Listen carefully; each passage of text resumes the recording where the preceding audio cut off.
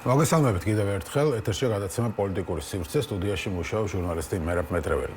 უკრაინა აშშ-ს შეთავაზებულ სამშვიდობო გეგმას დათანხმდა ინფორმაცია CBS News-ი ამერიკულ ოფიციალურ პირზე დაყრდნობით ავრცელებს. გამოცემის ინფორმაციით ჟენევაში გამართული მოლაპარაკებების შემდეგ უკრაინის მთავრობამ აშშ-ს პრეზიდენტის დონალდ ტრამპის ადმინისტრაციის მიერ შეთავაზებულ სამშვიდობო გეგმაზე თანხმობა განაცხადა, თუმცა უმნიშვნელო დეტალებზე შეთანხმება ჯერ კიდევ მისაღწევია. უკრაინელებმა სამშვიდობო შეთანხმებაზე თანხმობა განაცხადეს, მაგრამ რამდენიმე უმნიშვნელო დეტალია დარჩენილი, რომელიც უნდა დაზუსტდეს.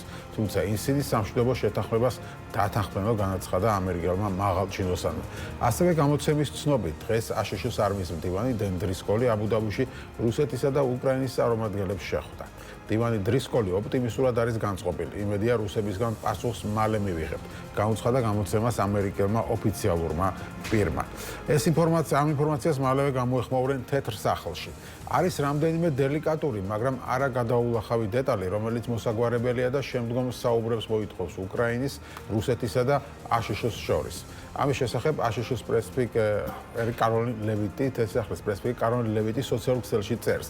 ლევიტის თქმით, აშშ-მ სამშვიდობო შეთანხმებისკენ გზაზე უზარმაზარ პროგრესს მიაღწია.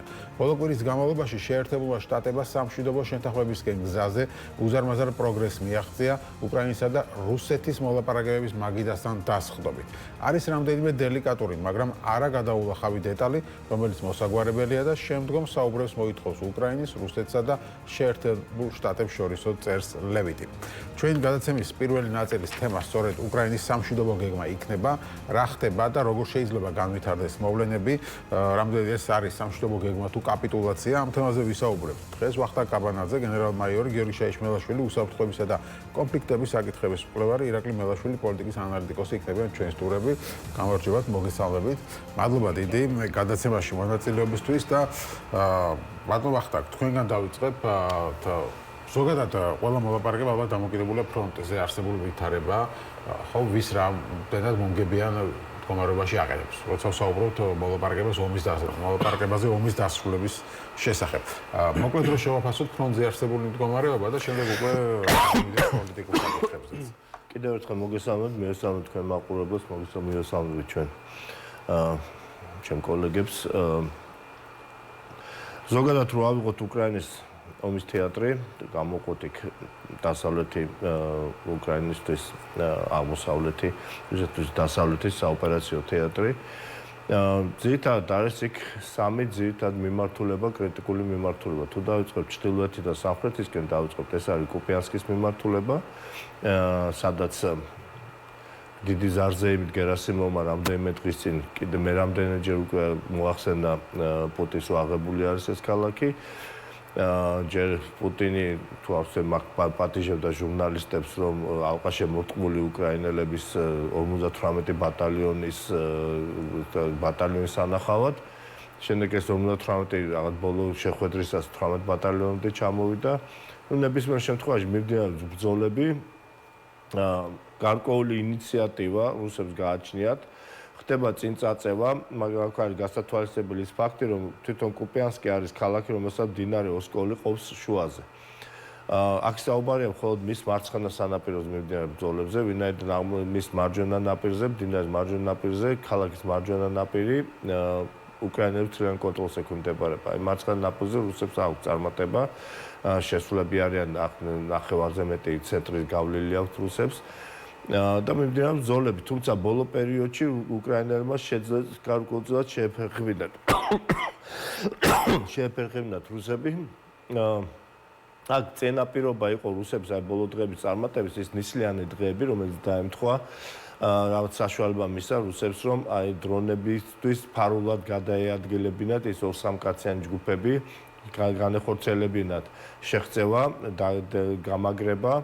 თავმოყრა და შემდეგ შეტევების გაგრძელება. რაც შეეხება პოკროვსკი, აქ ყველაზე რთული ვითარება არის უკრაინისთვის. პოკროვსკი მირნოგრადის აგლომერაცია, ეს არის ორი ქალაქი, აქვს გარკვეული ჯიბე, სადაც ისინი არიან ალყის საფრთხის ქვეშ.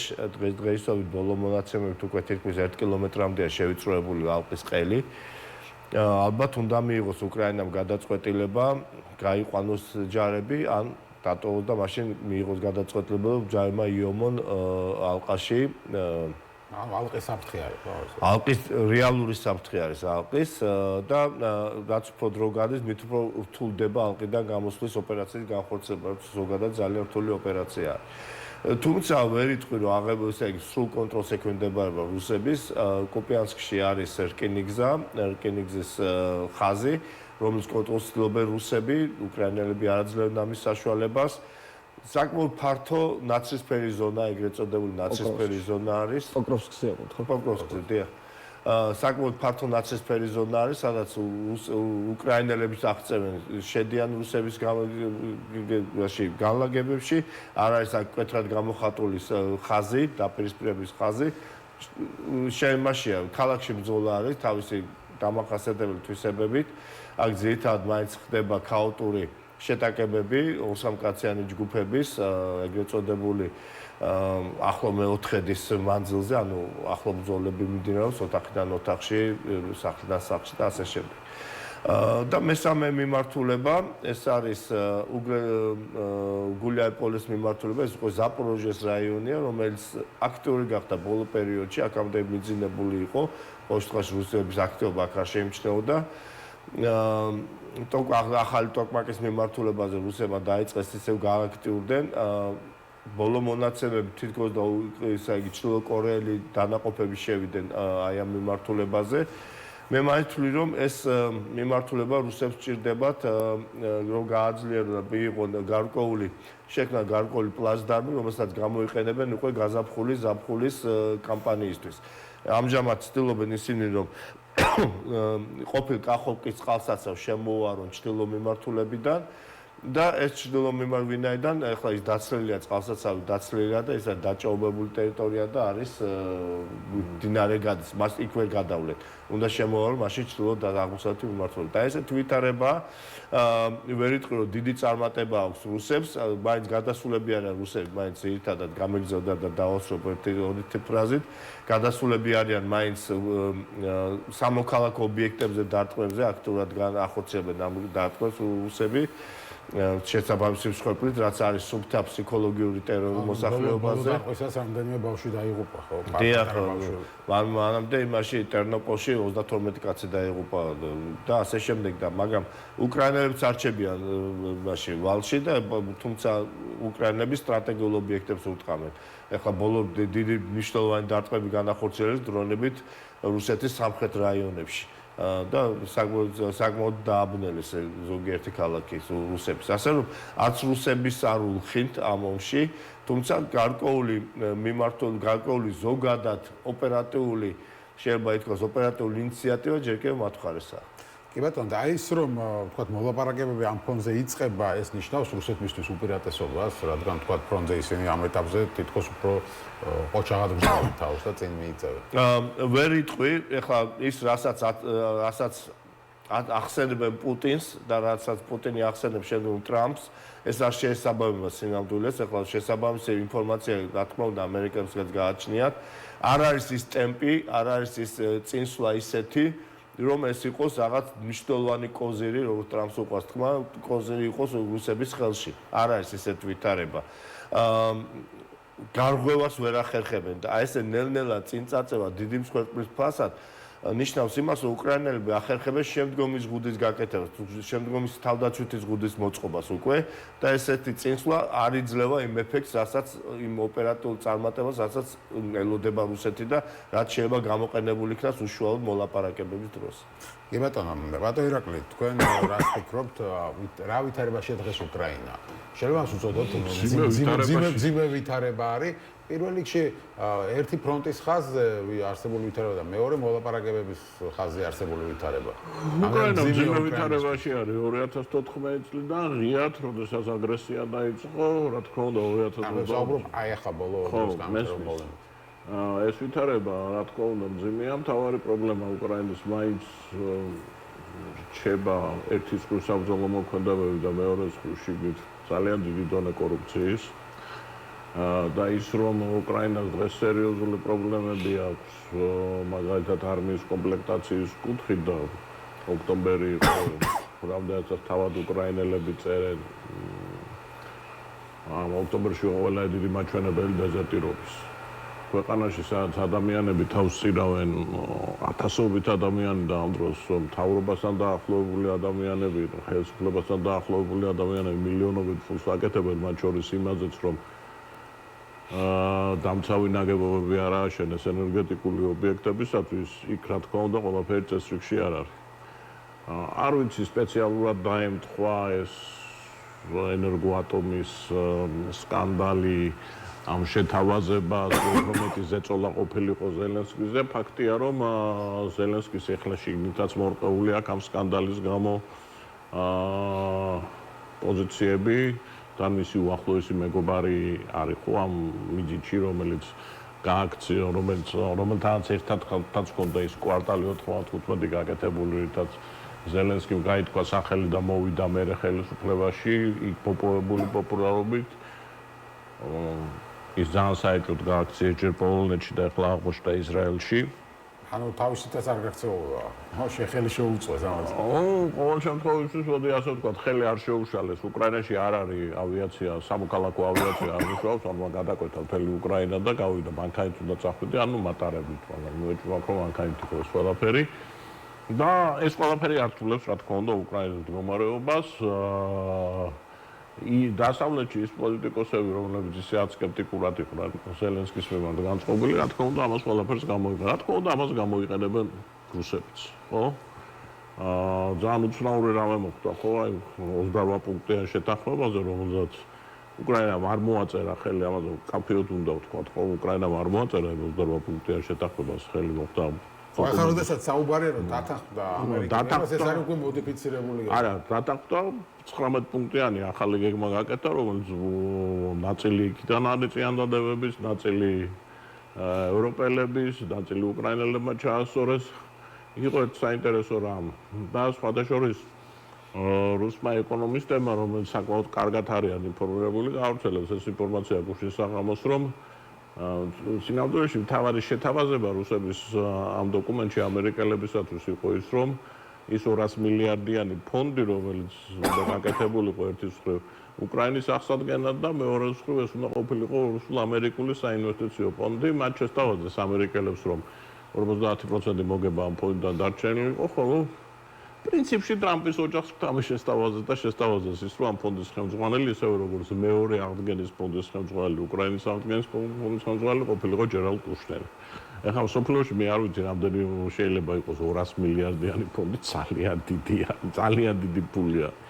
აი, ჩვეულებრივად რო აიღოთ, ხო?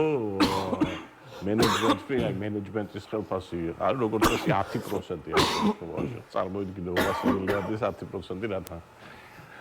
მაგრამ რუსებს ერთი რამეში ისინი ვხვდებიან ერთ რამეს, რომ იქ არსებობს მექანიზმები, რომ თუნდაც დახარდეს ვიღაცა ამაზე, ასე არ გაგაყიდიდებენ რა ამ ინტერესებს რა. ეხლა 19 პუნქტზე არის შეთანხმება, ჩვენ ერთ მხარეს უყურებთ, უკრაინის მხარეს უყურებთ, პირდაპირ ვთქვათ, რომ უკრაინა სამხედრო თვალსაზრისით საკმაოდ ძიმე მდგომარეობაშია. ის იბრძვის, ის არაფრის დავთვალები არ არის ბუნებრივია, მაგრამ წელიწად ნახევარზე მეტია დიდი ინიციატივა აქვს რუსებს სამხედრო თვალსაზრისით. მაგრამ მეორე მხრივ შევხედოთ რუსების მდგომარეობას, ხო? პუტინის მდგომარეობას, რა ეწერა იმ თუნდაც იმ 28 პუნქტში რაც ეწერა, ხო? პუტინს უწევდა უარის თქმა ორ რეგიონზე, რომელიც მას უკვე კონსტიტუციაში აქვს შეყვანილი. და პუტინვე იყო ინიციატორი სამართლის კოდექსში ინსულევების შეტანის რუსეთის სამართლის კოდექსში, რომ რუსეთის მიწების გასხვისება არ შეიძლება და ეს არის დაჟადი საქმე. ეს შევახსენოთ, მაგრამ საუბარია ჯერ კიდევ დაუპყრობელ. ხო, ეს არის ზაპოროჟიეს და ძველი დნეპროპეტროვსკი, ახლა დნეპრის ოლქი, ხო? ანუ რუსეთს ღიად უწევდა თქმა. შეიყვანა რუსეთის შემადგენლობაში კონსტიტუციაში ჩაწერა, რომ ეს არის რუსეთის შემადგენლობა, დღეს ეს არის რუსეთის შემადგენლობა, რუსეთის კონსტიტუცია ხელშეკრულებით მას უწევს ამაზე უარის თქვა აბსოლუტურად ერთმნიშვნელოვნად. დანარჩენ ტერიტორიებზე ლაპარაკია იმაზე, რომ დე-ფაქტო აღიარება მოხდება, დე-ფაქტო აღიარება ძალიან ძველი ტერმინი, ადრე გამოიყენება, ხა დე-ფაქტო დე-იურე აღიარება ჩვენს განსხვავება საკმაოდ დიდია, იურიდიულად და რას ნიშნავს დე-ფაქტო აღიარება? მაგას ვერავინ ვერ გეტყვის. ერთადერთი პლუსი ალბათ ის არის, რომ იქ თუ ადამიანი ჩავიდა, ის არ იქნება დამრღვევი უკრაინის კანონმდებლობის, იმიტომ რომ დეიურეთ მას არ ცნობენ რუსეთის შემადგენლობაში, ხო?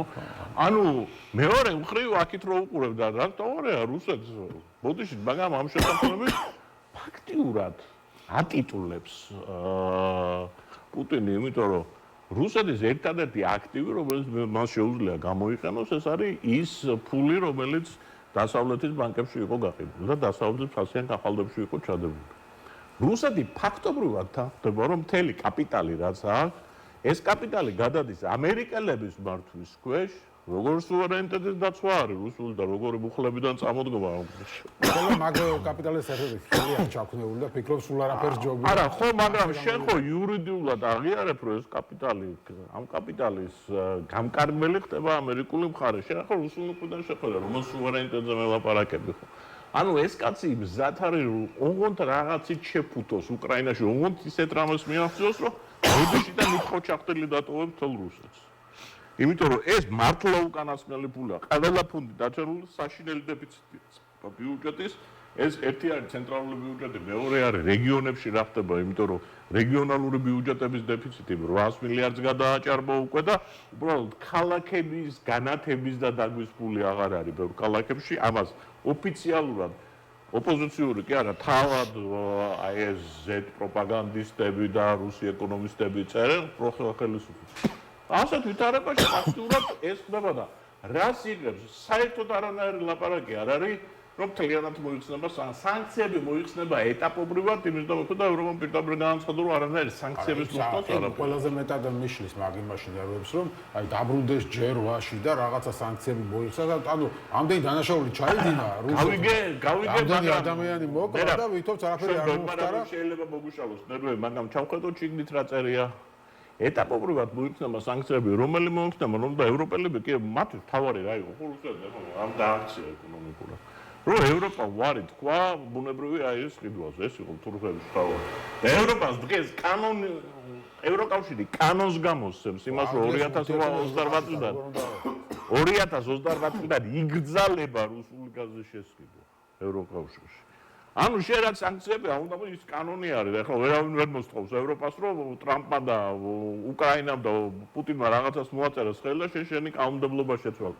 ამიტომ ასე მარტივად არ არის ეს რუსული მხარისთვის მისაღები და ძალიან მძიმე პირობები არის რუსული მხარისათვის. მე საერთოდ ვფიქრობ იმას რომ გუშინ ვაბობდი კიდევაც ერთ-ერთში. ერთმანეთს რო ხელი ჩამოართმევენ ზელენსკი და ტრამპი ზელენსკი დათანხმდება იმ რაღაცას მოდიფიცირებას მე რუსები რა შვებიან. არა ხა თანხმდებიან საკუთარი თემა ეგაა რომ შეიძლება რუსეთი აღარ დათანხმდეს. არა თანხმდებიან იმაზე რომ თავიანთი ტერიტორია კონსტიტუცია უნდა შეცვალოს და იმ კონსტიტუციაში თანხმდებიან იმაზე რომ სისხლის სამართლის დამნაშავე იქნება მათი პრეზიდენტი იმიტომ რომ უნდა მოაწეროს ხელი დოკუმენტს რომელთაც ის გასცემს რუსულ მიწას რომელიც არის იმისი რა ქვია რუსეთის ტერიტორიის ნაწილი სისხლის სამართლის დამნაშავე ხდება ეგრევე. ანუ რა ძალიან ბევრი თემა არის, ასე მარტივი არ არის, რომ უკრაინამ კაპიტულაციას მოაწერა ხელი იმან კაპიტულაციას, ეხლა ის უნდა გავითვალისწინოთ რა მდგომარეობაში არის, ხო უკრაინა. სამხედრო თვალსაზრისით და ჯარის თვალსაზრისით. იმიტომ რომ ძალიან ბევრ ნაწილებს, საბრძოლო ნაწილებს თვეობით როტაცია აღარ გაუვლიათ, იმიტომ რომ ნუ არა აქ ამ ქვეყანას შეუზღუდავი რესურსი რა ეს 2000 კილომეტრიანი ფრონტია. ხო. 2000 კილომეტრიანი ფრონტი რო დაიჭირო, კილომეტრზე 7000 კაცი გინდა. ისა 1000 კაცამდე ბატალიონი მაინც გინდა რა, წესიერად რა აკავო თავისი ზურგით და 2000 ბატალიონი არ ახლავს. არავის არ ახლავს სოფლიოში საქმეც იმაში. ეს რუსი რასაც ჩვება, მოდიში ძალიან ეს რუსი რასაც ჩვება, იმას არ აინტერესებს. ორი დღე ნავარჯიშებს ჯარისკაცს უშვებს, კვდება იმის მაგურად უშვებს მეორეს, კლავს მესამეს, კლავს შილოეთ კორეელს, კლავს აზიელები იქნება, საიდან არ კირაობს, ხო? კლავს, იხოცება, კიდე მოდის რა. აი ახალგაზრდობაში მქონდა საკითხული ერთი გერმანელი პოლკოვნიკის ისტორია. გერმანელი ოფიცერი გაგიჟდა. კვებთან იჯდა. და ერთი აი ის კონდა რა პოზიცია საცალო დაიჭირა. მოდიოდა კლავდა, კაფუჭდა. მოუტანეს მეორე, მოდიოდა. ბოლოს ფსიქოლოგიურად გაგიჟდა იმდენი ხალხი და ხუთს. და წაიყვანეს რა, საკითხი გაამწესეს. აი ასე ხდება რა. და უკრაინასაც აქვს რაღაცა რესურსი, რომელიც ამოწურვადი არის. გავიგეთ, გიორგი, თქვენი აზრიც რო გითხრათ ამ შეთანხმებაზე. ახლა რაზეც არის, რაზეც ხო, კი, რა თქმა უნდა. რა თქმა უნდა, დრო გვაქვს საგვარისა და რაზეც არის საუბარი, როგორ ფიქრობთ, ანუ რასაც უკრაინა დათანხმდა, ახლა მე ვადევნებდი თვალყურს ჩვენი ხელისუფლების პროპაგანდისტული მედიებს გვერდით და გამოიტანეს რომ უკრაინა დათანხმდა შეთანხმებაზე, იქვევით მიდის რომ აი ზელენსკიმ კაპიტულაციას ხსნა და ქართველების ჯერ არ მესმის, ამ ქართველებს რატო უხარიათ ზელენსკიმ თუ მოვა და ზელენსკი მალე გასამართლდება და ანუ რაღაცები და ანუ შეიძლება ასე შევხედოთ ამ დათანხმებას, რაზეც ახლა არის საუბარი. თავისთავად მოგესალმებით კიდევ ერთხელ მადლობთ. თავისთავად ცხადია რომ არ შეიძლება, იმიტომ რომ როგორც თქვენ თქვით ზელენსკი ამ შემთხვევაში თანხმდება მოდიფიცირებულ გეგმას, სადაც 28 პუნქტიდან რჩება დაახლოებით 19, ეგ არ არის არსებითი, ანუ ამოღებულია ყველა ის პუნქტი, რომელიც მიუღებელი იყო უკრაინისთვის და მე თითქმის დარწმუნებული ვარ, რომ ეს ვერსია, რომელზეც ახლა შეთანხმდებიან, მიუღებელი იქნება ასევე მოგვიანებით პუტინისთვის. ამდენად მე მივხვდები ისე რომ უпросто გონია რომ ეხლა რასაც ვიტყვი ბატონ ირაკლის დამეთანხმება, უბრალოდ ბატონ ირაკლის მოუწია ამ შემთხვევაში უკრაინის სისუსტეებზე ლაპარაკი, რა ეს ასე ნორმალური ამბავია რომ ვილაპარაკოთ, მაგრამ მე ბოლოში კი პრინციპში ამასობაში ილაპარაკა რუსეთზეც, ხო? და ანუ კი უკრაინა არის რთულ ვითარებაში, როგორც ითქვა აქ, თუმცა ეს არის რთულ ვითარებაში ყოფი ქვეყანა, რომელიც ებრძვის ბირთვულ სახელმწიფოს, რომელზეც ზეწოლას ცდილობდა რიგი ამოცანების გამო მეორეზე სახელმწიფო ალბათ სოფლიოში პირველი, ხო, ამერიკის შეერთებული შტატები იმისთვის რომ რაღაც ტიპის შეთანხმებას დაეყოლიებინათ და ამასობაში ეს არც ერთს არ გამოსდის, ხო, ანუ ამიტომ მე მგონია რომ როცა ვლაპარაკობთ უკრაინის სისუსტეებზე, იმავდროულად უნდა გავითვალოთ მინიმუმ ორი ჭრილში უნდა შევხედოთ. ერთი, რა კონტექსტში უწევს ამ ქვეყანას და ვისთან უწევს ბრძოლა და ომი და ბატონო გენერალმა რაც აღწერა ეს ტაქტიკური ძალიან მარგინალური წინსვლები რუსების სრულიად უმნიშვნელო იმ რასთან მიმართებაში კი ამ წუთას იქ ვინც იბრძვის იმისთვის შეიძლება ძალიან მნიშვნელოვანია ეს კონკრეტული ბატალიონის მეთაურისთვის, მაგრამ პუტინმა რა ამოცანები დაუსვა რუსულ შეიარაღებულ ძალებს რომ იმაში რა ქვია პოკროვსკში ომად კვირები და თვეები და 100,000-ობით ჯარისკაცი დაღუპულიყო. ამ ყველაფრის გათვალისწინებით რაც სტრატეგიული მიზნები რაც ჰქონდა რუსეთს და იმ ფრონტზე რაც ხდებოდა ამ მსოფლიოში სამშვიდობო მოლაპარაკების როგორც მიდის, ჩვენ შეგვიძლია ვთქვათ, რომ რუსეთი მარცხ ხდება ამ ომში. მე ეს სიტყვა, რომ რუსეთი სხვანაირად როგორ შეიძლება აღწეროთ, სტრატეგიული ამოცანების ვერ მიღწევა დიდი სახელმწიფოს მხრიდან. ბატონო გენერალი, გარდა იმისა, რომ სამხედრო სტრატეგიული კვლევების სპეციალისტია და იცის, რომ დიდი ქვეყნები პატარებთან დამარცხებულან და დამარცხებულან როგორც წესით ამ ტიპის ომში, სადაც მათ ვერ მიუღწევიათ მთავარი სტრატეგიული ამოცანისთვის, რასაც ქვია დედაქალაქში ლოიალური ხელისუფლების მოყვანა და დე-ფაქტო კონტროლი, ანუ ბუფერულ ზონად გამოცხადება ამა თუ იმ სივრცის. ესეთი რამე მათ შორის დამართნიათ, არ ვიცი, ამერიკის შეერთებულ შტატებს სხვა დიდ ქვეყანაში, სხვა მცირე ქვეყანაში, იგივე ემართება დღეს რუსეთს. ამიტომ მე მგონია რომ და რაც შეეხება ახლა ქართული ოცნების მხრიდან ეს სიმპათაიზერები, ამაზე შეიძლება ბევრი ვილაპარაკოთ, რა გასაგებია, ეს ხო არ არის ჩვენ რო ახლა დღეს გვენახა მე რა ეს რაღაცა ამ წუთას ვიღაცას რაღაცა ეთქვა, ერთი წელია ვაკვირდებით, ღიად უჭერენ ხარს რუსეთის ფედერაციას, ხო? ანუ ეს არ არის არც შემთხვევითი არც მეორე რიგის პროპაგანდისტები ლაპარაკობენ ამას, ეს გესმის, ეს იქცა ჩვენი ხელისუფლების საგარეო დღეს თქვა, რთულია უკრაინამ ომი დახმარების გარეშე გააგრძელოს, თუმცა მშვიდობაც რთულია, ვინაიდან მოსახლეობისთვის ასახსნელია თუ იგივე პირობებია, რაც 2022 წელს სტამბოლის შეთანხმებაში, მაშინ ომი იყო ამ წლების განმავლობაში. აბსოლუტური ტყუილია სტამბოლის შეთანხმება, სხვა რაღაცა იყო და საერთოდ საერთო არ აქვს ამ დოკუმენტს. რაც შეეხება, ხო, ანუ მათ შორის ეს 28 პუნქტიანი გეგმის სწორედ ის ნაწილებია კიევისთვის მიუღებელი და აშკარაა რომ ამაზე არ მოაწერს კიევი ხელს, რომელიც დაკავშირებულია როგორც ტერიტორიული ხელოვნების საკითხებთან, ისე რაც თავარია დე-ფაქტო კონტროლის ქვეშ, უკრაინული კონტროლის ქვეშ არსებული ნაწილის უსაფრთხოების გარანტიებთან. ეს არის არსებითი საკითხი. ანუ აი ბატონო გენერალმა აღწერა და სწორად აღწერა აშკარად, რატო არ არის ფრონტზე ის ვითარება, რომელიც რაღაც დიდი სამშვიდობო შეთანხმებისკენ ვინმე შეიძლება უბიძგებდეს და მეორე ამბავი აქვე რა, ალბათ ძალიან ყველაზე მნიშვნელოვანი. საბოლოო ჯამში უკრაინელები არ დათანხმდებიან არაფერს, რაც მათ არ მოუტანთ სრულ უსაფრთხოების გარანტიებს იმისთვის, რომ რუსეთი ხვალ თავიდან არ დაესხმება მას თავს და რუსეთი და ამის ერთადერთი შეიძლება გარანტია იყოს, ეხლა მე რა ჩვენ შეიძლება გასაგებია ნატოს წევრი არ ხდება უკრაინა, მაგრამ რაღაც ამ ტიპის ქმედითი მექანიზმი შეიძლება იყოს. ამისთვის არ არის მზად არც ვაშინგტონი, არც ბრიუსელი და რაც მთავარია, იმათი კონსენსუსის შემთხვევაშიც პუტინისთვის წარმოგიდგენიათ ეგ რას ნიშნავს? ანუ კიევთან ახლოს სადღაც პოლონეთში განთავსებული ქვედანაყოფები, რომლებიც პასუხისმგებლობას იღებენ, რომ ნებისმიერ რუსული რაღაცა შეტევა უკრაინაზე შეიძლება ნიშნავდეს მათ შორის non-fly zone-ის გამოცხადებას და ფიზიკურ იმას, რა ქვია, ჩართვას ბრძოლაში. ეგ არის პუტინის პრობლემა. მგონია რომ ამ პრობლემიდან გამოსავალი ჩვენ მივედით ეტაპზე, რომ უკრაინა შეიძლება დათანხმდა ამ 19 პუნქტს ტაქტიკური მოსაზრებებიდან გამომდინარე, იმიტომ იცის წინასწარ რომ პუტინი არ დათანხმდება. 19 და მას არ დაბრალდება. ჩვენ არ გვინახავს ეს 19 პუნქტი როგორ გამოიყურება, დიდი ალბათობით. თქვა რომ რაღაცები კიდევ არის შესათანხმებელი, ამ ყველაფერს არ დათანხმდა როგორც. ხო და მოკლედ აშკარაა რომ ამ 19 პუნქტში იქნება ორი საკითხი ძალიან მნიშვნელოვანი. ერთი დეიურე უკრაინა არ ცნობს საკუთარ ტერიტორიებს როგორც რუსეთის ნაწილს, გამორიცხული არ აღიარებს მას. და მეორე ეს არის უსაფრთხოების გარანტიების საკითხი. სანამ ეს ორი რაღაცა არ იქნება, ძალიან ქმედითი ფორმულები არ იქნება მოფიქრებული ამის გადასაწყვეტად, ან ბრძოლის სველზე, რაზეც ბატონი გენერალი ალაპარაკობდა, ტაქტიკური წარმატებები კი არა, ოპერატიული და სტრატეგიული წარმატებები არ ექნება რომელიმე მხარეს, ხო? მაშინ ეს საკითხები, ანუ ეს ნებისმიერი მშვიდობის ფორმულა საბოლოო ჯამში თეორიულად რო წარმოვიდგინოთ, რომ ამ 19 პუნქტზე მოსკოვის თანხმდება, კიევის თანხმდება და ვაშინგტონის თანხმდება, ეს იქნება ცეცხლის შეწყვეტის ფორმულა, რომელიც იქნება ძალიან მყიფე და ძალიან სწრაფად განახლდება.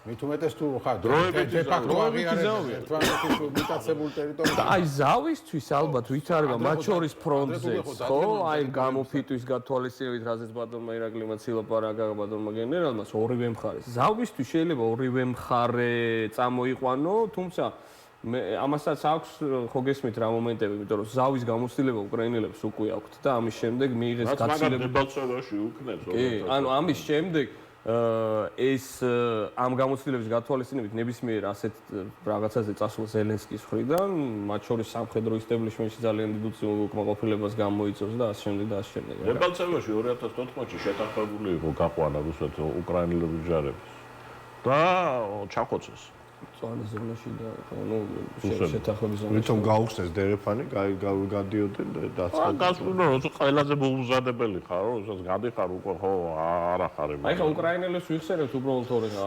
პრეზიდენტის გავსი გამოცდილებები ამოსეთ. გაგრა და აგერიბძოდა კაცი აფხაზეთი და გაგრა და სოხუმი. კი, ორივე. თქვენ ერთი რამეა, მე რა ბოდიში ერთიანობას ვიტყვი. გიორგი ძალიან კარგად წაიყვანეს. რა იყო ამოცანა, ხო? ნატო არ გაფართოვდეს, რუსეთმა გაფართოვდა და ისე გაფართოვდა, რომ პირდაპირ მისალე ისევ პეტერბურგთან დადგა საზღვარი ფაქტობრივად, რომ უკრაინის ტერიტორიაზე აღარასოდეს აღარ უნდა იყოს სახელმწიფო, რომელიც თულად იქნება განწყობილი და მიიღეს სახელმწიფო, რომელიც აღარასოდეს აღარ იქნება კეთილგანწყობილი რუსეთის მიერ. უკრაინაში მიიღეს სახელმწიფო, რომელიც აღარასოდეს აღარ აირჩევს პრორუსულ ხელისუფლებას, იმიტომ რომ ზელენს არჩევნებს რო იტყვი ხო ეს დაგვაუწყდა. და ზალუჟნი მოიგებს ან ზელენსკი და ან კიდევ ვიღაცა გამოჩნდება, რომელიც იმის იქით არის რა. დემილიტარიზაცია და გამიიღეს თანამედროვე შეიარაღებული. ჯარის შემცირებაზე იყო 600,000 მოწონა და 800,000 არის საუბარი. ნატოში ყველაზე დიდი ჯარი ევროპაში ყავს გონი 250,000-ზე მეტი არავის არ ყავს, რამდენადაც ვიცი თქვენ. თურქეთი 800,000 ეჩანის შედაყვეტა რომ ბოტიში 800,000-იანი ჯარი რომელმაც უნდა მიიღოს გრიფინები, რაფალები, ანუ ბევრად უკეთესი ტექნიკა რომ 600 კილომეტრში დგას მოსკოვიდან. ანუ რუსეთმა რა მიიღო აქედან? კი ბატონო მიიღო დანგრეული დონბასის ქალაქები, რომელიც მისი პრობლემა არის. იქიდან მოსახლეობა მთლიანად უნდა გაიყვანოს, იმიტომ რომ ცხოვრება შეუძლებელია.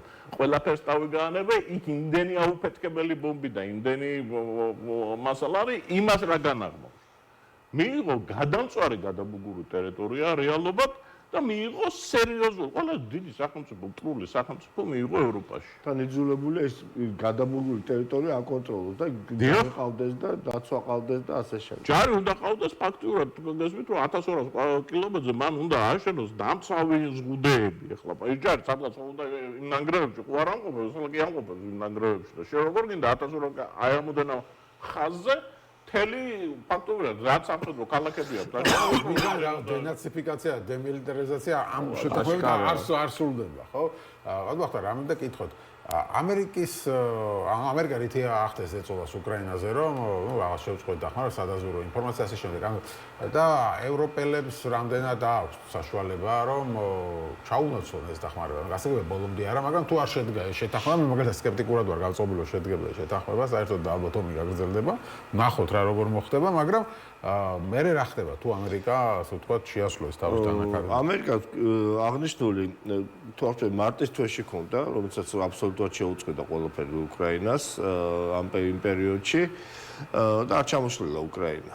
რა თქმა უნდა გაუჭირდება, რა თქმა უნდა სრულფასოვანი ჩანაცვლება ევროპიდან არ მოხდება, თუმცა ევროპასაც გააჩნია განსაკუთრებით საფრანგეთს გააჩნია შესაბამისი სადაზვერო შესაძლებლობები, ეს სატელიტურია თუ საჰერო ესე იგი დაზვერვის შესაძლებლობები, ბრიტანეთსაც გააჩნია შესაბამისად თავისი შესაძლებლობები, ვიმეორებ, რა თქმა უნდა ეს იქნება უფრო ცუდი მოცემულობა უკრაინისთვის, მაგრამ ეს არ იქნება უკრაინისთვის დაღუპვის სტოლფასი. აქ ძალიან მნიშვნელოვანია ის განცხადება, რაც ევროპამ განაცხადა, რომ ჩვენ განვიხილავთ უკრაინას როგორც ევროპის უსაფრთხოების შემადგენელ ნაწილს. იქ ნატოში არის, არ არის, ამას მნიშვნელობა არის. უკვე უკრაინა არის საერთოდ ევროკავშირის სამხედრო ინდუსტრიულ სისტემაში ხდება უკრაინის ჩართვა. საერთოდ თავდაცვის სისტემაში ხდება უკრაინის ჩართვა. აი ეს კედელი, დრონების კედელი, რომელიც უნდა გაკეთდეს, ხო, ევროპის დასაცავად, ხო, უკრაინიდან დაიწყება და უკრაინა განახორციელებს. ასე შემდეგ, ასე რომ ვიმეორებ, არ იქნება ეს მარტივი უკრაინისთვის, მაგრამ შესაძლებელია უკრაინას ეს ამით არ ჩამოიქცევა უკრაინა, მაგრამ ძალიან მარტივად შეიძლება ამის შედეგად ჩამოიქცეს ტრამპის ხელისუფლება. ტრამპის მმართველობა, ტრამპის პრეზიდენტობა, ვინაიდან ეს მისი მხრიდან, როცა 85% ამერიკის მოსახლეობის ბოლო გამოკითხვით პუტინს თვლის ცუდ ადამიანად, სადაც 50%-ზე მეტი ხარს უჭერს უკრაინის ომს რუსეთთან, ამ პირობებში და თან პოლიტიკური მოწინააღმდეგეებიც ნებისმიერ ფეხის დაცდენას ყატარამისას იყენებენ, ამ პირობებში არ ამგონია, რომ ტრამპისთვის ეს ნაბიჯი იქნება მომგებიანი. ხო, და რუსეთის შესაძლებლობა, ანუ მე მაინტერესებს რესურსი რამდენი აქვს იგივე რუსეთს, რომ გააგრძელოს ეს ომი კიდევ დაუსრულებლად. აქ ვისაუბრეთ, იგივე იქნება ახლა ფინანსურად თვალსაზრისით იქნება, სამხედრო თვალსაზრისით იქნება, ასე შემდეგ. ანუ თუ გააგრძელდა ომი, ხა რაზე არის გათხოვა, ხო? თავიდან იყო გამოფიტვაზე. ვინ დანებდება? ეხლაც გამოფიტვაზე არის. ეხლაც ასია კი ბატონო და შესაბამისად, აი მე რუსეთის მხარეს რა ხდება? აქ არის ერთი მნიშვნელოვანი ფაქტორი. ქვეყანას, როდესაც შიდა მოსახლეობის ეშინია უფრო მეტად ვიდრე გარე მტრის, ეს იმ ქვეყნისთვის არის დასასრული დასაწყისი. ძალიან რთული ვითარება, ეხლა ძირითადად მთელი ეს ყველაფერი, ეს პროპაგანდა, ეს ომის გაგრძელება ძირითადად მაინც არის მიმართული შიდა აუდიტორიისთვის. აქ ეხლა ძალიან მნიშვნელოვანია ის ფაქტორიც, რომ აი ამ ტემპით რუსეთს შეუძლია გააგრძელოს ომი, მას სენსიტივი არ გააჩნია სენსიტიურობა დანაკარგის მიმართ, აი როგორც ითქვა, მარტო ბახმუთში 20,000 მარტო ვაგნერის მებრძოლი დაიღუპა და მაგაზე მეტია უკვე დაღუპული პოკროვსკში.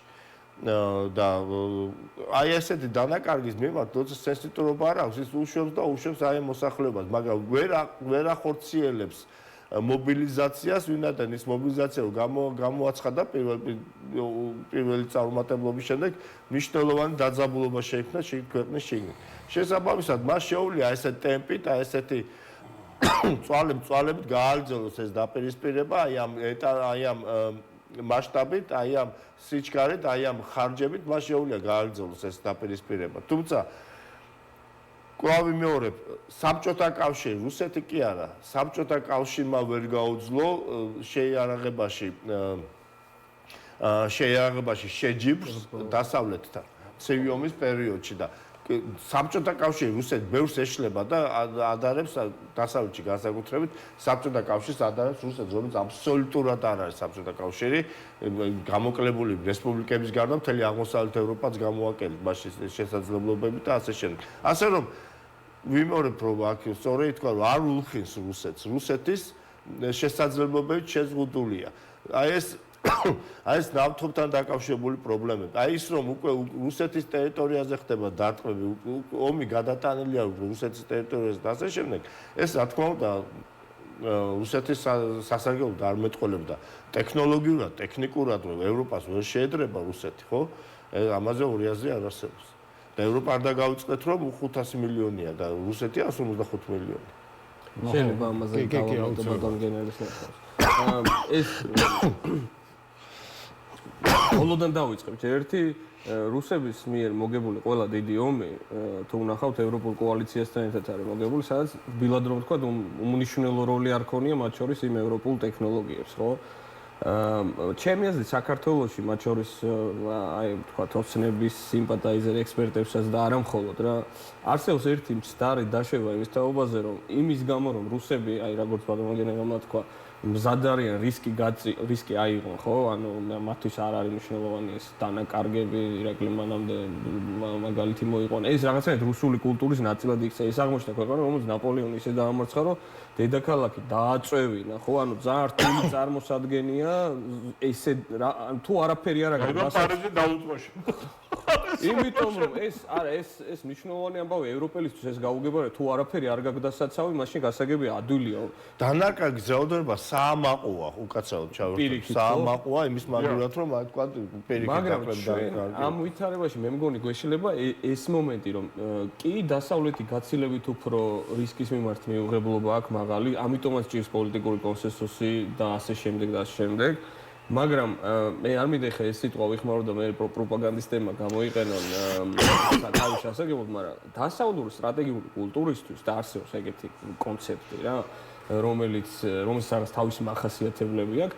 ამ აზრით უკრაინაში მიმდინარე ომი არის იდეალური ომი, რაც გულისხმობს იმას, რომ დასავლეთი საკუთარი ლოგისტიკური და ენტერპრენერიალი ნიჭების ძირითადად მათ შორის სამხედრო ინდუსტრიის დახმარების ხარჯზე სწორედ მისთვის რაც ყველაზე უფრო რისკი არის ან დემოკრატიებისთვის რა ლაპარაკია ცოცხალ ძალაზე ამის გამოყენების გარეშე ამარცხებს ძალიან მნიშვნელოვან სტრატეგიულ მოკავშირეს და თან ამას აკეთებს ამას ამბობს მე ოცებას რომ აი აგეთ კონკრეტულად ძალებას საზარბაზნე ხორცად გამოიყენეს უკრაინა ჩვენ მიმართაც იყო მცდელობა თუმცა უპროპრომისო დავდეგით დიდი განსხვავება არის ის რომ უკრაინელი ხალხის არჩევანია საკუთარი სუვერენიტეტი გაიცვას ამ დახმარების აპეტიტი ძალიან დაბალი იყო დასავლეთში. გახსოვთ ჩაფხუტებზე რო იყო დიდხანს ლაპარაკი გერმანელების მხრიდან.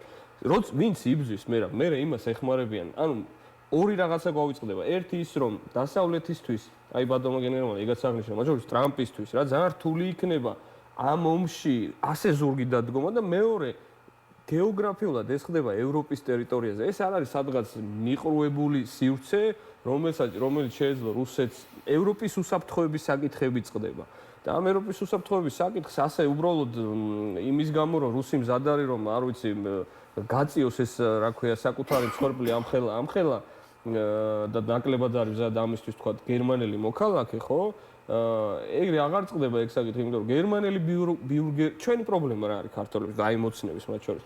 გერმანელი ბიურგერიც კი მზად აღმოჩნდა რომ აი ამ დიდი მიზნისთვის საკუთარი თავი რაღაც დისკომფორტის ქვეშ დაეყენებინა გაზი გაუძვირდა და ასე შემდეგ ხო და ჩვენგან ბევრად ბუნებრივი იქნებოდა სწორ მხარეს ვდგარიყავით იმიტომ რომ ერთი მხრივ გამოცდილება ჰქონდა რუსეთთან ომის და მეორე მხრივ უკრაინასთან ჰქონდა სტრატეგიული ურთიერთობები და რაღაც მათ შორის ემოციური ურთიერთობები ამიტომ არ მესმის მე ეგ ამბავი საერთოდ არ მესმის ზელენსკის ლანძღვარაში წერია იმიტომ რომ ზელენსკის როგორც პოლიტიკოს შეიძლება უამრავი მინუსი ჰქონდეს მაგრამ ფაქტია რომ რომარა ეს ადამიანი დღეს იცით რა ქვეყანაში ვიცხოვრებთ ძალიან დიდი ალბათობით ვიცხოვრობდით რუსეთის გუბერნიაში, იმიტომ რომ უკრაინაში ერთ დღეში დამთავრების შემთხვევაში, ანუ პუტინს რა გეგმას ჰქონდა?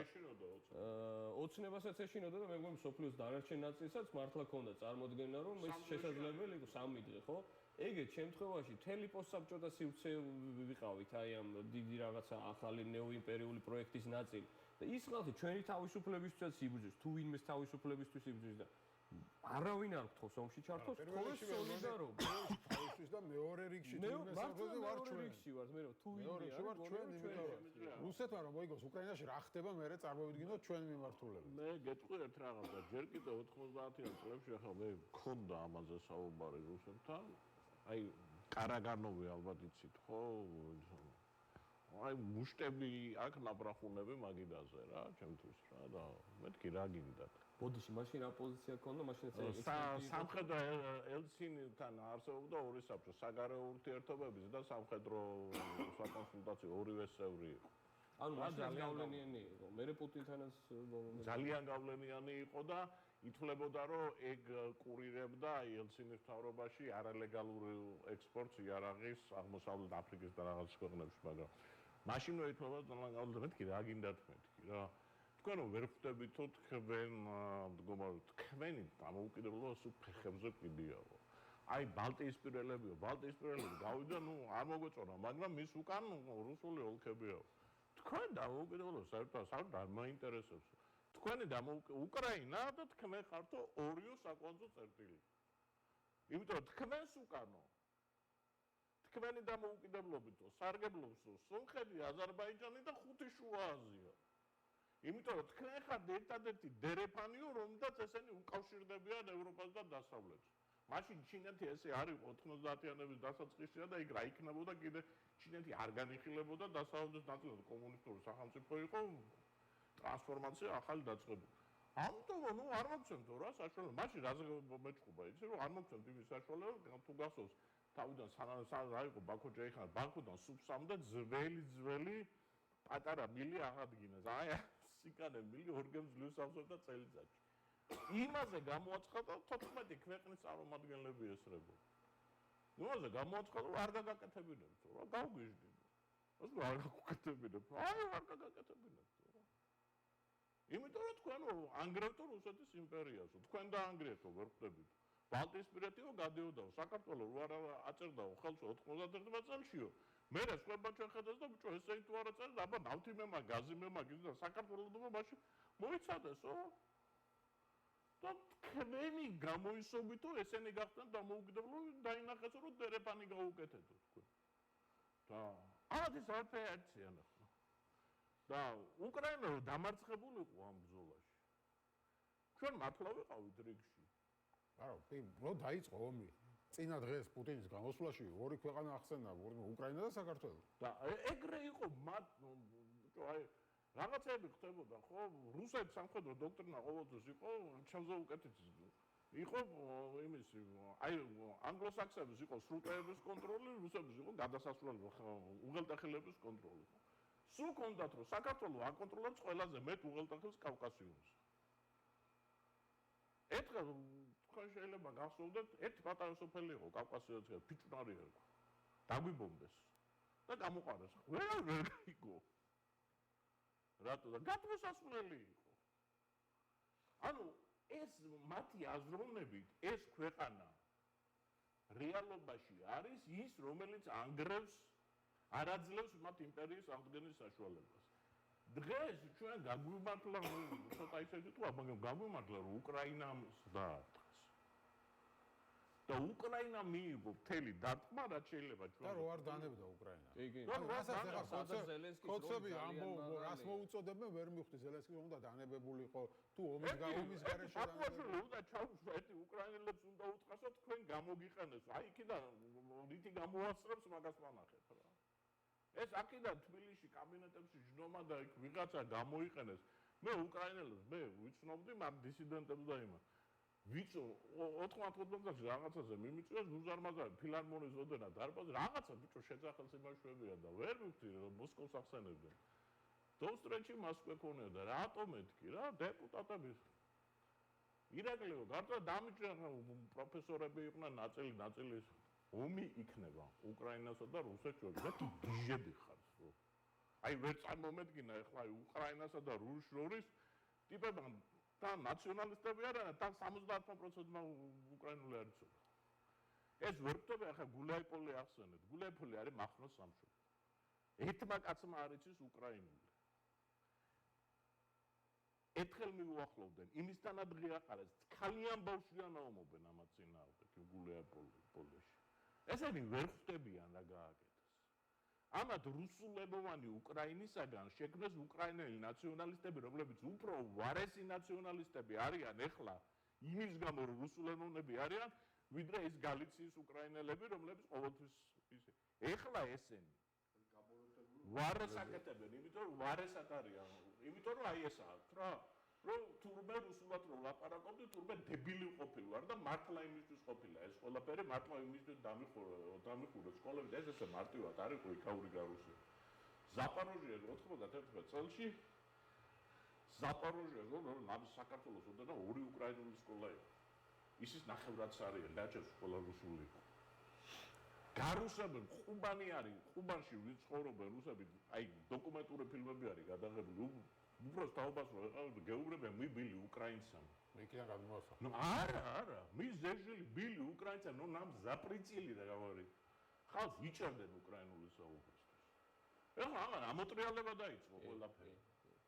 და ამათ ისეთი უბედურება ჩაიდინეს საკუთარი თავის მიმართ, რომ უკრაინული ახლა ვერ არ იცის ეგ ისტორია. ბოლო უკრაინელი ტყიდან გამოიყვანეს 57 წელს, მაშინ როდესაც მთელი მსოფლიო რუსების მხარეზე იყო. გამარჯვებულია მეორე წარმოიდგინე მეორე მსოფლიო ომის შემდეგ გამარჯვებული ხარ 12 წელი რო ეომები.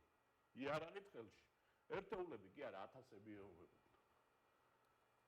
და ამათ ისეთი რაღაცა გააკეთეს ახლა საკუთარი თავისადმი წარმოდგენა არ აქვს ეს რას უქადის რუსეთის სახელმწიფოს არსებობას არადროს შეარჩენენ ამას. კი ბატონო და დასკვნის სახით რო გავაკეთოთ და შევაჯამოთ ჩვენი დღევანდელი საუბარი ამ ასე ვთქვათ შეთანხმებაზე ხელმოწერით ჩვენ თუ მოეწერა შეთანხმება, ეხლა მე კიდევ გონია რომ რუსეთი უარს იტყვის ამას ხელმოწერას, მაგრამ შეიძლება საფუძველი იმის სათქმელად იგივე ჩვენთან პროპაგანდას რომ აი წააგო უკრაინა. გამოაცხადა კაპიტულაცია. უბრალოდ იმის გამო ჩვენ უკვე ვნახეთ რომ ესე იგი უკრაინა არ დათანხმდა იმ ვარიანტს რომელიც მისთვის მეუღებელი იყო და დიდი ალბათობით ამ 19 წელს ეხლა არ დათანხმდება როგორც თქვენ თქვით რუსეთის ფედერაცია. თუ დათანხმდება არაფერი დაგზავნა. ხო, ეთახებით მაგაშიც. საერთოდაც იმ 28 პუნქტზე ბატონ ირაკლი ილაპარაკა იქ რამდენი პრობლემური მუხლი იყო თვითონ რუსეთის ფედერაციისთვის. აი მაგრამ კიდევ არ გაგუულია ხა. შეიძლება არცინას დათანხმებოდა საბოლოო ჯამში. ხო.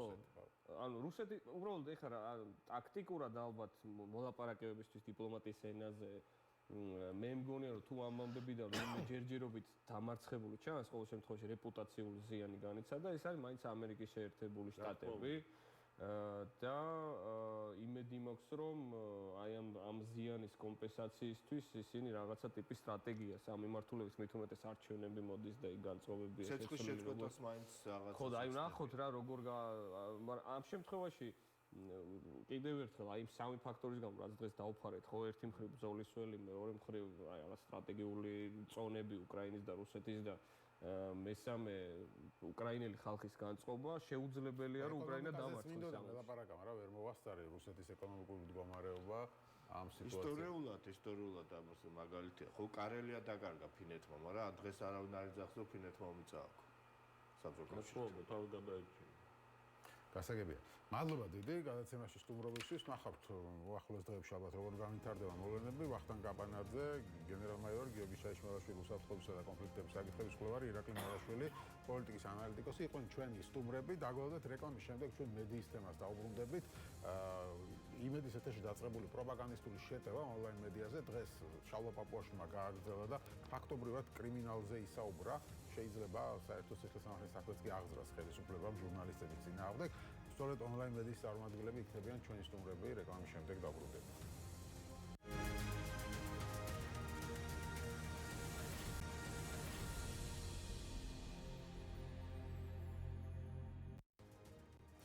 მაშასე, როგორც ითხრათ, გადაცემის ამ ნაწილში ვისაუბრებთ თემაზე ხელისუფლებამ მედიის წინააღმდეგ. ამჯერად ხელისუფლების შეტევის სამიზე გახდა ონლაინ მედია, ჯერ იმედო მომზადა პროპაგანდისტული სიუჟეტი და გასაგები იყო, რომ ეს იყო ნიადაგის მომზადება და უკვე 2 დღეა ხელისუფლების უმაღლესი ჩინები ესხმიან თავს ონლაინ მედიას. დღეს შალვა პოპოაშვილმა გააკეთა ამ თემაზე განცხადება, წაგიკითხავთ. თავისი ფილოსოფიით, მოწყობით, სტანდარტით ესენი არიან ვებ-გვერდიანი NGO-ები. ვინაიდან არიან ჟურნალისტური სტანდარტის, არანაირი ჟურნალისტური სტანდარტი მათთვის არ არსებობს. ხედავთ ჩვენ მათ ქმედებებსაც, არიან მიკროფონიანი NGO-ები, რით განსხვავდებით თქვენ პუბლიკას საერთაშორისო გამჭვირვალობისგან. რა არის მათ შორის სხვაობა? არაფერი სხვაობა არ არის, ამბობს პაპუაშვილი. ამიტომ არ არიან მედია, რომ მალავენ თავის დაფინანსებას. ყველა ტელევიზია კომუნიკაციების კომისიაში ასაჯაროებს თავის დაფინანსებას, იმიტომ რომ მაყურებელმა იცოდეს რა დგას ამ მედიის უკან. გახსენებთ ნებისმიერი ეგრეთ წოდებულ ონლაინ მედიების ვებგვერდი და ნახავთ ვინ აფინანსებს. მალავენ თავის დაფინანსებელს. რატომ მალავენ? იმიტომ რომ ეს არის ჩვეულებრივი პროპაგანდისტები, ბრიუსელის მიერ დაფინანსებული პროპაგანდისტები, რომლებიც ემსახურებიან მხოლოდ ბრიუსელისთვის სასარგებლო ნარატივის დამკვიდრებას, ამბობს შალვა პაპუაშვილი და საუბრობდა იმაზე, რომ რაღაცა კრიპტოვალუტით და კანონს გვერსულიანო, ფაქტობრივად სისხლის დამაშლის დანაშაულში ჩადიანო, ამაზე იყო საუბარი, ნუ ეს სიტყვა რო ახსენა, ბუნებრივია გაშლა კითხვა, რომ შეიძლება მე საქმე აღიძრას თუ არა და ესეც არ გამორიცხა პაპუაშვილმა. მოკლედ ჩვენ ამ თემაზე ვისაუბრებთ. ლიკა ჩახუნაშვილი, საქართველოს ჟურნალისტური ეთიკის ქარტიის აღმასრულებელი დირექტორი, ნათი ამირანაშვილი, ონლაინ გამოცემა პუბლიკას წარმომადგენელი ჟურნალისტი არიან ჩვენ სტუმრები. მოგესალმებით. მადლობა გადაცემაში სტუმრობისთვის. ლიკა, თქვენგან დავიწყებ, როგორც ჟურნალისტური ქარტიის ხელმძღვანელისგან, ზოგადად როგორ აფასებთ ამ მორიგ ტალღას? ეს არ არის ხო პირველი ტალღა, რომელიც იყო მედიაზე შეტევის, მაგრამ განსაკუთრებით ერჩიან, როგორც ხედავთ, ონლაინ მედიას. ეს რუსული კანონიც ხო ზოგადად მიმართული იყო NGO-ების და ონლაინ მედიის წინააღმდეგ, იმიტომ რომ ისინი ფინანსდებოდნენ ძირითადად დასავლეთისგან გრანტებით. მადლობა შესაძლებლობისთვის. მინდა ვთქვა, რომ ქართულმა ოცნებამ პროპაგანდისტები, კორუმპირებულები, სისხლის სამართლის მრავალგზის დამნაშავეები, ქურდები მოიკითხონ საკუთარ რიგებში, ან ჩაიხედონ სარკეში და დაინახავენ. ნუ ეძებენ მათ ონლაინ მედიებს შორის. როდესაც საუბრობენ პროფესიული სტანდარტების დაცვაზე, საქართველოში დამოუკიდებელი ონლაინ მედია სწორედაც რომ პროფესიული სტანდარტების ზედმიწევნით დაცვით მუშაობს. მე წარმოვადგენ ორგანიზაციას, რომელიც პროფესიული სტანდარტების დაცვაზე ზრუნავს ქვეყანაში და თუ იმის მიხედვით ვიმსჯელებთ მედიის მომხმარებლებს, რომელი მედია საშუალებების წინააღმდეგ შემოაქვთ საჩივარი და რა პრინციპების დარღვევაზე, მათ შორის ყველაზე ხშირად ისინი ურჩევიან სწორედ პროპაგანდისტული ინფრასტრუქტურის ნაწილ მედიას, პროსამთავრობო მედიას და არა იმ ონლაინ მედია საშუალებებს, რომლებსაც ახლა ისინი ბრალსდებენ არაპროფესიონალიზმში. ეს ასე არ არის. ჩვენ გვაქვს ძალიან კარგად განვითარებული ონლაინ მედია სექტორი, რომელიც ამ ძალიან რთულ პირობებში ცდილობს პროფესიული სტანდარტების დაცვით იმუშაოს და საზოგადოებამდე მიიტანოს ის ინფორმაცია, რის იცოდნაც საზოგადოებას ძალიან სჭირდება.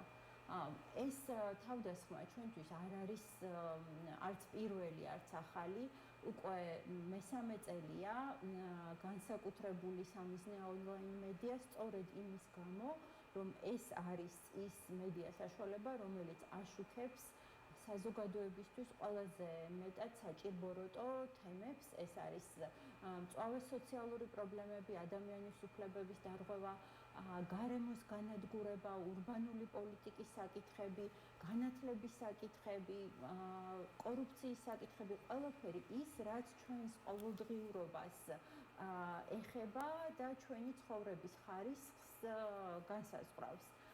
მათთვის ძალიან მტკივნეულია ის გამოძიებები, რომლებსაც ონლაინ მედია საშუალებები აწარმოებენ და ჩვენ ვნახეთ, რომ ფაქტიურად ყველაფერი დადასტურდა, რასაც წლების განმავლობაში გამომძიებელი ჟურნალისტები და ონლაინ მედია საშუალებები ამბობდნენ, თავად აღიარეს, რომ ქვეყანა იხრჩებოდა პრაქტიკულად კორუფციაში, ჩვენ ისეთი მასშტაბები ვნახეთ კორუფციის, როგორიც მე არ მახსოვს და არ ვარ პატარა, ხო, პრაქტიკულად შევარდნაძემდე პერიოდიდან და შევარდნაძის პერიოდიდან დაწყებული ყველა ხელისუფლებას მოვესწარი, მაგრამ ასეთი მასშტაბის კორუფცია, რა ვიცი, ძნელად მახსენდება და ამ დროს ისინი შეთითხნილი ბრალდებებით, დეზინფორმაციით, ტყუილით ცდილობენ ონლაინ მედიის და ჟურნალისტების დისკრედიტაციას.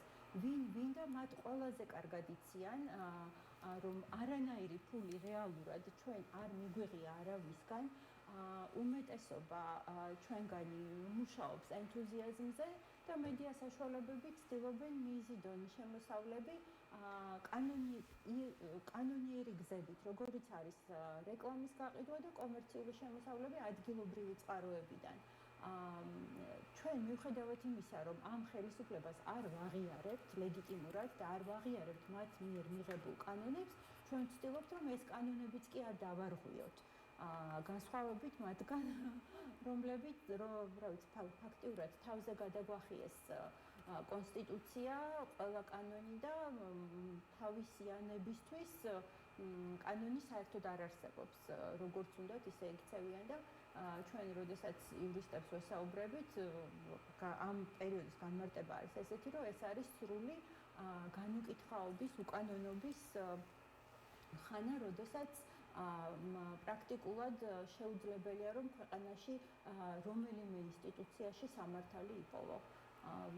ნათია ჩემზე უკეთესად ისაუბრებს სასამართლოში არსებულ მდგომარეობაზე, მაგრამ ქვეყანაში, სადაც პრაქტიკულად ყველა ინსტიტუცია მიტაცებულია, განსაკუთრებით მტკივნეულია ის, რომ სასამართლო მოქალაქეებს არ ეგულებათ იმ ადგილად, სადაც შეიძლება რომ რაიმე სამართალს მიაღწიონ და ასევე ძალიან მტკივნეულია სახალხო დამცველის უმოქმედობა, პასიურობა მთელ რიგ შემთხვევებში ძალიან გულსადგენია, რომ მისი სახითაც კი არ გვყავს ისეთი კომაგი, როგორიც უნდა გვყავდეს. გასაგებია, ნათია წარმოადგენს ონლაინ გამოცემა პუბლიკას, გახსენათ კიდეც, ხო, პაპუაში მოვწავიდეთ, ხშირად გახსენებთ, კი ბატონო. არაფრით განსხვავდებით NGO-ების ოჯახი, ერთი NGO-ობა ცუდი რატო არ ვიცი, მაგრამ იურიდიული ფორმა ასეთი არის ნამდვილად. ხო და შესაბამისად ის ამბობს, რომ აი მიკროფონი NGO-ები არიან და თავის დაფინანსებას მალავენ, არ უწერიათ ვებ გვერდზე ვინ აფინანსებს და ასე შემდეგ. ისმენთ პასუხი გაქვთ. ხო, იცით პაპუაშვილს განსაკუთრებით აქვს ხოლმე ვნება, რომ დაადგინოს ჟურნალისტური სტანდარტები, თუ რა არის ჟურნალისტობა, რა არ არის ჟურნალისტობა, როგორი უნდა იყოს ჟურნალისტი და როგორი არ უნდა იყოს ჟურნალისტი. ჯერ კიდევ 2 წლის წინ თუ არ ვცდები, მხოლოდ იმის გამო შემიჩერა მათ შორის მე საპარლამენტო აკრედიტაცია, რომ უბრალოდ ჩემს კოლეგას ჩავეწერე იმ საკითხზე, რომ პარლამენტში ჟურნალისტები არ შემოუშვა რუსული კანონის განხილვის დროს. და ეს მათ მიაჩნიათ, რომ ეს ვთქვათ, საკუთარი ხედვა აქვს და ცდილობს, რომ აი ესეთი ხედვა გაატაროს და დანერგოს, ესე რომ ვთქვათ, მისი ხედვები, როგორი უნდა იყოს ჟურნალისტი და მე მინდა ვისარგებლო ამ ეთერითაც და მათ შორის საზოგადოებასაც უნდა ვუთხოვო, რომ დიახ, ჟურნალისტები სწორედ იმისთვის არსებობენ, რომ დასვან კრიტიკული შეკითხვები და ნებისმიერ საკითხს შეეხედონ კრიტიკული თვალით და საზოგადოებრივი ინტერესის კუთხიდან, ხომ? ამ შემთხვევაში ამაზე ვსაუბრობ და მე ვფიქრობ, რომ საინტერესო იყო იმ პროპაგანდისტული სიუჟეტი ვახსენე, სადაც თავად მტკიცებულებად, რომ აი შეთანხმებულად მოქმედებსო ყველა მედია საშუალება, მოყვანილი იყო ის, რომ ყველა მედია საშუალებამ გააშუქა განათლების რეფორმა და იგ ხილსის ინვესტიციაო და კრიტიკულად გააშუქესო და არ ვიცი ხა, როცა რაღაც არის თავარი თემა ყველა მედია საშუალება აშუქებს შეთანხმების გარეშეც, ხო? რა თქმა უნდა, როცა თემა არის, შეთანხმება, როცა რაღაც არის თემა, ყველა მას აშუქებს და ეს მოიყვანს თან ჟურნალისტები რო აკეთებენ ამას. ხო, თვითონაც კარგად იციან ხა იმედი ჟურნალისტებმა როგორ მუშაობს მედია, ხო? რაღაც არის თავარი თემა, ხა დღეს მთელი მსოფლიო აშუქებს უკრაინის თემას და ეს ისე რომ შეთანხმებული არიან ერთმანეთში. ეს მოიყვანეს მიუხედავად იმისა, რომ ყველა გააშუქაო, რა ქვია, კრიტიკულად. ჩვენ მიუხედავად იმისა, რომ კოლეგები ვართ ანუ უნდა გეკოთ განათლების რეფორმა და მაშინ იქნებოდა ჩვენ მიუხედავად რომ კოლეგები ვართ, მათ შორის კონკურენტებიც ვართ და ძალიან მნიშვნელოვანი არის ისეთი კუთხის მოძებნა თითოეულ საკითხში, რომელიც გამოგარჩევს მათ შორის კოლეგებისგან და რა თქმა უნდა ეს იქნება საფუძვლიანი და აი მე ხშირად ვამბობ ხოლმე რომ საზოგადოების ინტერესიდან მომდინარე საკითხი. ხო ხო? ამ შემთხვევაში მარტივად რო ვუპასუხოთ ამ საკითხს, რომ გუშინ მაგალითად პუბლიკამ გამოაქვეყნა კიდევ ერთი ვრცელი სტატია იგილხილსთან დაკავშირებით, სადაც სტატიის წანამძღვარი არის ის შეკითხვები, რომელიც ამ პროექტთან დაკავშირებით დგას და ეს არის კრიტიკული შეკითხვები, კრიტიკული თვალით დანახული ეს პროექტი, რომელზეც უნდა გამოვიდნენ და რომელზეც უნდა გასცენ პასუხი. მე აღვნიშნე კიდევ ას დღეს, რომ ჩვენ ვნახეთ ირაკლი კობახიძე საიმიჯო ვიდეო რგოლი როგორ გადაიღო აი ამ პროექტთან დაკავშირებით, მაგრამ ეს არ არის ანგარიშვალდებულება საზოგადოების წინაშე. ანგარიშვალდებულება არის ის, რომ ყველა ის საკითხი, რომელსაც თან ახლავს და ეს საკითხები არის ლოგიკური, მათ შორის ზურმუხტის ქსელი, სადაც ჩასმული არის საპროექტო არეალი აი ამ პროექტის, რას უშვებიან ამას, რას აპირებენ და რას წევენ უკან და რა მოდის წინ და უღირს თუ არა ეს ქვეყანას. მე ვფიქრობ, რომ ეს არის ადეკვატური, ეს არის სამართლიანი შეკითხვები, კრიტიკული შეკითხვები და თუ ამაზე პასუხი არსებობს, ნაცვლად დემაგოგიისა, ჩვენ ამაზე პასუხი უნდა მივიღოთ და რეალურად რომ განვავრცოთ, მათ შორის ნამახვანხესიც ახსენეს და ნამახვანხესთან დაკავშირებითაც მათ შორის აქტიურად აშუქებდა პუბლიკა ამ პროექტს და ამ პროექტის წინააღმდეგ მიმართულ პროტესტს და პირველი სულ სიღრმეებში რომ არ ჩავიდეთ, სანამ მოსახლეობას ბულდოზერებს მიაყენებ, კანონმდებლობით გათვალისწინებული ეტაპი არის, რომ იქ უნდა გაიმართოს საყოველთაო სახალხო განხილვა, საზოგადოება უნდა იყოს, ადგილობრივი მოსახლეობა უნდა იყოს ინფორმირებული და შემდგომ ამისა უნდა დაიწყოს ყველა შემდგომი მოქმედება და ნაბიჯი ნებისმიერ პროექტთან დაკავშირებით. ეს ასე არ იყო და ეს იყო სწორედ მათი მთავარი ხელმოსაჭიდი მათ შორის მოსახლეობის, რომ ეს ეტაპი მნიშვნელოვანი შენი საზოგადოების, შენი ადგილობრივი მოსახლეობის ინფორმირების უნდა იყოს დაცული. მაგრამ ამ შემთხვევაში ყველა ის ადამიანია, ეს ადგილობრივი იქნება, მედია იქნება თუ არასამთავრობო იქნება, მათ მონიშნული ყავთ ხალხის მტრად და თითქოს მხოლოდ მათი ხედვა არის სამართლიანი და სახელმწიფოს ინტერესებიდან ამომდინარე. მაგალითად არის ხო ოპოზიციური ტელევიზიები, რომელსაც ისე არ ერჩიან როგორც ონლაინ მედიას. არა და გავლენა თითქოს ხო ტელევიზიებს მეტი უნდა ქონდეს, მეტი არეალს ფარავენ და რატო გახდით თქვენ ასეთ სამიზნე როგორ გონიათ?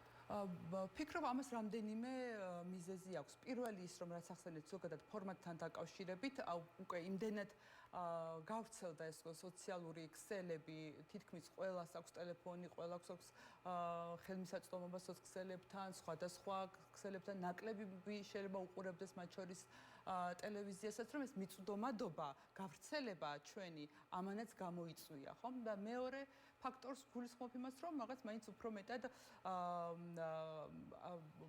არა მხოლოდ პოლიტიკური ამბები გვაქვს ჩვენს, მათ შორის გვაქვს უფრო მეტად სოციალურ-ეკონომიკური თემებზე, ადგილობრივ თემებზე, რეგიონში მიმდინარე ამბებს ვცდილობთ ყოველ შემთხვევაში რომ მოვიცვათ და ვფიქრობ, რომ აი ამან გამოიწვია ის, რომ ჩვენი ცნობადობა ბოლო წლებში მართლაც განსაკუთრებულად გაიზარდა და ეს რა თქმა უნდა არ დარჩენიათ, არ გამოპარვიათ და თუ დააკვირდებით თქვენ იმედის სიუჟეტს, იქაც იყო ნახსენები, რომ კვლევა ჩაატარეს, სადაც თითქოს ეს დადასტურდა, რა სჭირდებოდა ამას კვლევა, მაგრამ დადასტურდა, რომ სოციქსელების მოხმარების მასშტაბი გაიზარდა, ხომ? და ხო, ესია და ეს არის ხო Facebook-ის ალგორითმი ვერ ვალაგებ, მაგრამ მაინც საწუხებთ, რომ სწორედ იმის გამო, რომ თქვენ არიყავით ახლა შიდა რაღაც პოლიტიკური პარტიების ფულზე დამოკიდებული, უფრო მეტად ინარჩუნებდით სწორედ ობიექტური და დამოუკიდებელი მედიის იმიჯს და აქედან გამომდინარე აღმოჩნდა თქვენ დარწმუნდა, ანუ თქვენი ამ იმიჯის შელახამიდის რომ ესენი კი არ არიან ობიექტური დამოუკიდებელი, ესენი არიან ბრიუსელის რაღაც აგენტები. ბრიუსელის აგენტები. თქვენ მაგალითად გემახსოვრებთ აი კოლექტიური ნაცმოძრაობა და მასში შედის ფაქტობრივად ყველა პარტია და რამდენიმე ტელევიზიაც, ხო, მაგრამ ამ შემთხვევაში თუ დავაკვირდებით ონლაინ მედიებთან, დამოუკიდებელ ონლაინ მედიებთან, აი ამ ნარატივის გავრცელება მათ გაუჭირდათ, იყო მცდელობები გასული კანონები ვახსენეთ და მისი განხილვის დროს, მაგრამ ეს არ გამოსდით, ამიტომ რადგან ეს ვთქვათ ჩვენი დაფინანსების წყაროები გასულ პერიოდში იყო სწორედ ეს უცხოური ფონდები, რომელიც მათ შორის აფინანსებდა სახელმწიფო პროექტებსაც და პროგრამებსაც, აი ამას მიეშენა ესე რომ ვთქვათ, რომ კოლექტიურ ნაცმოძრაობაში არა, მაგრამ აგენტურის რაღაცა ქსელში თავად მოგვიაზრებენ მათივე რუკაზე. ხო და დაფინანსებაზე რას უპასუხებდით? ანუ აი გაუმჭირვალეა რომ დაფინანსება არ უწერიათ ვინ აფინანსებს და ასე შემდეგ ბაპოში მათ. დაფინანსებასთან დაკავშირებით როგორც ვახსენე უკვე, როდესაც ეს რეპრესიული კანონმდებლობა მათ მიიღეს, თქვენც თქვით, რომ პირველი რუსული კანონი სწორედაც რომ ჩვენზე იყო მომართული და არასამთავრობო ორგანიზაციებზე, მეორე რუსული კანონი სამწუხაროდ ნახეთ, რომ გაუვიდათ ფარა და გრანტების შესახებ კანონი, ეს ყველაფერი გამომდინარე იქიდან, რომ იურიდიული ფორმა არის ჩვენი არასამთავრობო IP გვეხება და აქედან გამომდინარე, როდესაც უკვე ძალაში შევიდა ეს კანონმდებლობა, ჩვენ ესე რომ ვთქვათ, სამწუხაროდ მოგვიწია ჩავჯდეთ აი ამ მოცემულობაში და როგორც ლიკა მახსენა, თუნდაც გაერთიანდა 22 ონლაინ მედია იმის გამო, რომ კითხველის დახმარება, აკუმულირება მოხდეს, მათ შორის სარეკლამო შემოსავალი იქნება თუ სხვა საკონტრაქტო ხელშეკრულება ამ გზით ვცდილობთ, რომ ყოველ შემთხვევაში ის საჭიროებები, რაც არსებობს და უდგას ორგანიზაციებს ის იყოს და ძირითადად თავადაც აქცენტირება აქვთ იმ 22 ონლაინ მედიაზე, რომელიც მთავარი დანიშნულებაც არის, რომ თანხების მობილიზება მოხდეს ჩვენი მკითხველების მიერ. ანუ კითხველებმა რომ დაგაფინანსოს. დიახ, კითხველებმა რომ დაგაფინანსოს. ამ მიმართულებით დაიწყო კამპანია. ამ მიმართულებით დაიწყო კამპანია, დიახ. სინათლე მედიაზე შეუძლია ყველას შევიდეს და ნახავენ იქ როგორ შეუძლია დაეხმარა ეს ყველაფერი და თავდასხმა. ლიგა თქვენ რომ აუცილებლად ვახსენოთ აქ მზია თემაც, იმიტომ რომ თუ ამ კონტექსტში ერთ-ერთი ყველაზე ისეთი მსხვილი ონლაინ მედიის დამფუძნებელია მზია ამაღლობელი, გაზეთ ბათუმელები, ნეტგაზეთი, გაზეთ ბათუმელები თავიდან ჩვეულებრივი პრინტი იყო, მაგრამ სწორედ ფინანსური პრობლემების გამო გადაკეთა ონლაინ მედიად და ახლა ნეტგაზეთი ერთ-ერთი ასე მნიშვნელოვანია და მზია უზით ციხეში. ანუ ყველაფერი დაიწყო ამით, ხო? მზიას დაბატიმრებით და ახლა მივდივართ, რომ ფაქტობრივად შეიძლება ყველას მიმართ რაღაცას, იმიტომ დღეს პაპოშვიძე საუბრობდა, რომ კრიმინალს აქვს ადგილი, შემოვლითი გზებითო იღებენო ფულსო, რაღაცო ბიტკოინებით და ასე შემდეგ და ასე შემდეგ. ხო, აი ეს დაამატა, ხო შორის ეს კრიპტოვალუტა არ იყო, როგორც მახსოვს ნახსენები იმედია ყოველდღიურად ემატება ფაქტობრივად ბოდიში რა, ყველა შესაძლო თეორიული ვერსია ჩამოთვალა, მან რომ რომელიღაცაში იქნებ ვიღაცას ანუ რაღაც იმედით გაარტყას შემდგომ მომავალში დაიჭირეს.